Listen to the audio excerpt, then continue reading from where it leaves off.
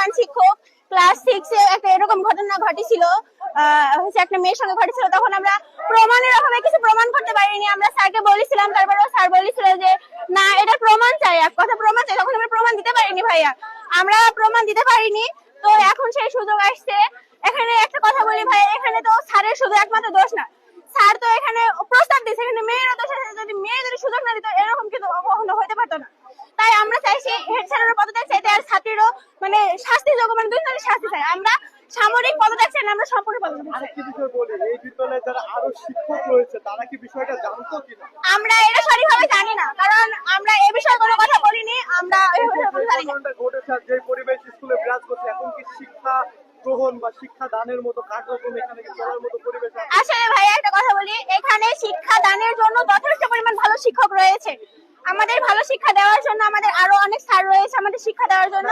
আর এখন বলছি এই ঘটনার পর এখন কি শিক্ষার পরিবেশ? এখানে আমাদের শুধুমাত্র প্রধান শিক্ষকের দোষ, অন্য কোনো শিক্ষকের কোনো দোষ নাই। তারা তো এখানে প্রধান শিক্ষকের ভয়ে কোনো কথা বলতে পারেনি, এটা তো তাদের কোনো দোষ নাই। এখানে প্রধান শিক্ষক যেটা কিছু করেছে সেটা তার দোষ, আমরা তার পদত্যাগ চাই, অন্য কোনো স্যারের কোনো দোষ নাই। এখানে আমরা স্কুল শিখিয়ে দিলে হয় না, আমরা এখানে বাবা মা ছেড়ে স্কুলে আসি শিক্ষা গ্রহণ করার জন্য। এখানে আমাদের অভিভাবক, আমরা যখন স্কুলে ঢুকি তখন আমাদের অভিভাবক হয়ে যায় স্যার ম্যাডাম এবং প্রধান শিক্ষকের দায়িত্ব।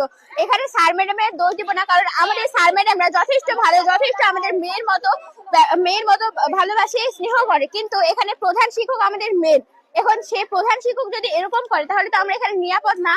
আমরা নিরাপদ চাই, আমরা এখানে নিরাপত্তা চাই। আমরা আজ একটা আপুর সাথে হয়েছে, কাল আমাদের সাথে হবে, এরপরে মানে নিশ্চয়তা নেই। আমরা হচ্ছে হেড স্যারের পদত্যাগ চাই। যতদিন না হেড স্যারের পদত্যাগ বা তার বিচার হয় ততদিন আমরা কোনো ক্লাস করব না। দরকার আমরা স্কুলে তালা মারবো বা হচ্ছে স্কুল বয়কট করবো।